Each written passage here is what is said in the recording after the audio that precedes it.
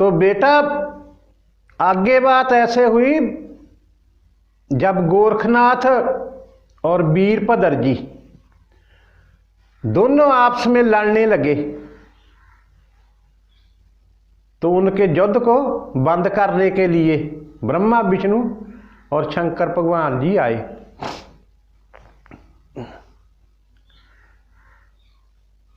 तो दोनों को युद्ध करने से रुकवा करके दोनों की मित्रता करवाई और वीरभद्र से लेकर के गुरु मच्छिंद्रनाथ के लाश के टुकड़े गोरखनाथ को दिए।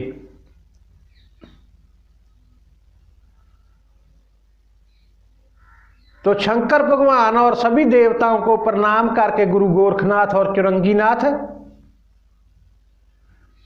दोनों त्रिविक्रम राजा त्रिविक्रम दे नगरी में आ गए। वहां शिव मंदिर में आन करके रुके और अपने गुरु की प्रतीक्षा करने लगे।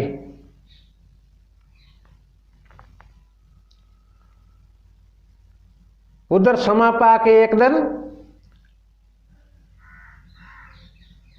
राजा जी शिव मंदिर में आए।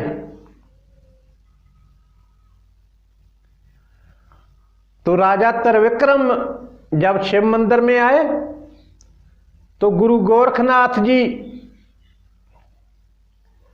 प्रणाम किया, उनको मिले। तो यात्रा की सारी घटना अपने गुरु मच्छिंद्रनाथ को, जो राजा के रूप में है, सारा उनको वृत्तांत सुनाया। और उनकी लाश के टुकड़े होने से लेकर के कैलाश पर्वत पर जाकर के वापस लेकर के आने का और वीरभद्र से युद्ध करने का सभी हाल अपने गुरु को बताया। तो गुरु मच्छिंद्रनाथ जी गोरखनाथ को शिव मंदिर में रुकने के लिए बोल करके अपने राज दरबार में पहुंच गए। तो वहां राज दरबार में पहुंचकर राजा जी ने अपने प्रधान से बातचीत की और बातचीत करने के बाद राजा ने अपने बेटे धर्मनाथ को राजा बना दिया, राजगद्दी दे दी उसको। तो जिस दिन धर्मनाथ को राजा बनाया गया उस दिन गरीबों को बहुत सा दान भी दिया गया।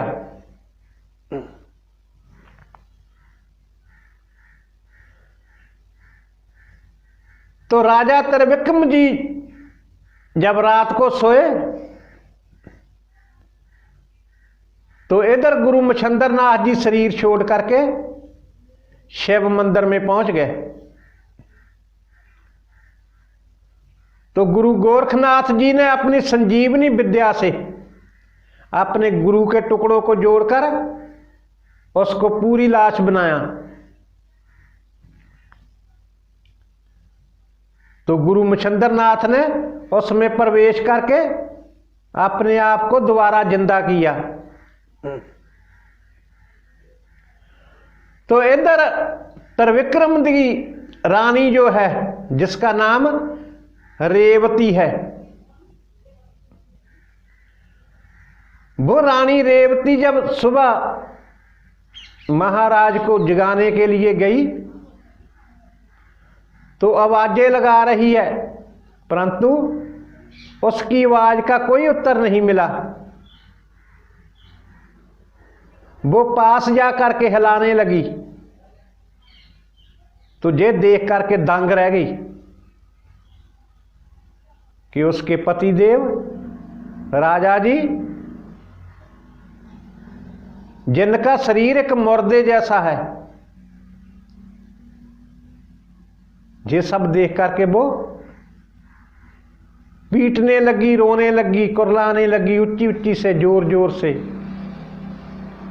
तो ये सब सुन करके उनका बेटा धर्मनाथ, प्रधान और अन्य जो भी थे पहरेदार वहां पर पहुंच गए। तो जब राजा जी का लाश देखी, उनका शव देखा, तो सभी रोने करलाने लगे।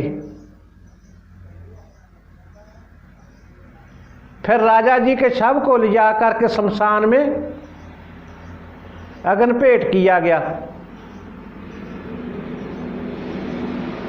तो वापस आ करके रानी रेवती को और धर्मनाथ को सभी ने तीर बंधाया और अपने अपने घरों को चले गए।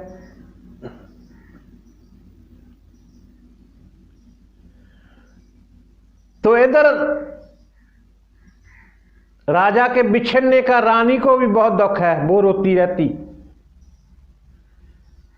तो धर्मनाथ जी अपने पिता से बिछड़ने से वो भी बहुत दुखी है, खाना पीना भी उसको अच्छा नहीं लग रहा।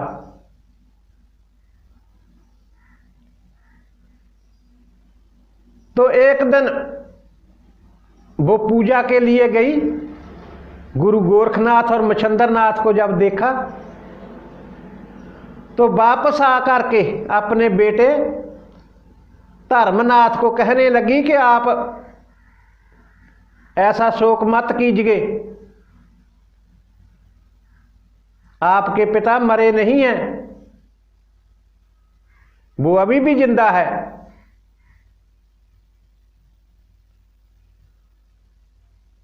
आपके पिता गुरु मच्छंदरनाथ है बेटा, वो चिरंजीवी है,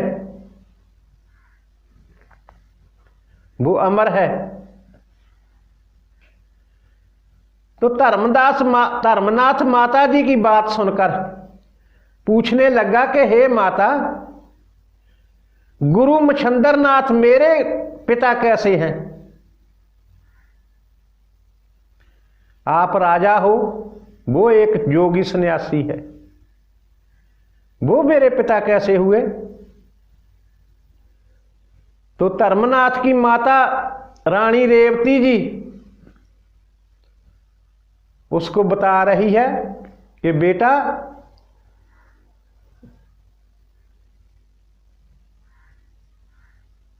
हमारे घर कोई औलाद नहीं थी, हम बे औलाद थे। तो आज से कुछ साल पहले आपके पिता की मौत हो गई। तो जब हम शमशान में लेकर के गए तो जनता और हम सभी बहुत दुखी थे। तो ये सब जान लेने के बाद गुरु मच्छंदरनाथ जी ने अपने शरीर को छोड़ करके तेरे पिता राजा त्रिविक्रम के शरीर में प्रवेश कर उनको फिर दोबारा जिंदा कर दिया। इसलिए तेरे पिता राजा गुरु मच्छंदरनाथ जी हैं, आपका जन्म राजा के दोबारा जिंदा होने से हुआ है। जाइए आप जाकर के शिव मंदिर में गुरु गोरखनाथ और गुरु मच्छंदरनाथ जी के चरण छू करके दर्शन करके आइए। तो माता का कहना मानकर धर्मनाथ जी शिव मंदिर में जाकर प्रणाम किया और गुरु गोरखनाथ गुरु मच्छंदरनाथ के चरणों में शीश झुकाया, आशीर्वाद लिया और उनको पालकी में बिठा करके अपने राजमहल में ले आए।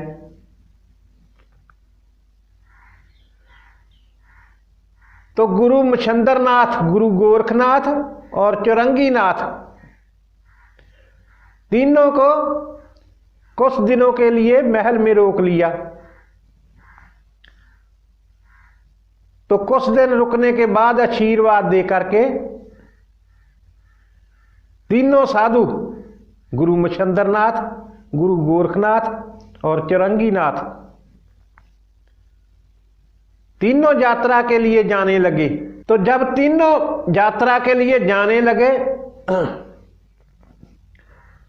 तो धर्मनाथ जी जिद करने लगे जाने के लिए कि हम भी आपके साथ जाएंगे। तो गुरु मच्छिंद्रनाथ जी उसको शिक्षा दे करके, उसको समझा करके, आशीर्वाद दे करके बोले कि बेटा हम 12 वर्ष के बाद आएंगे,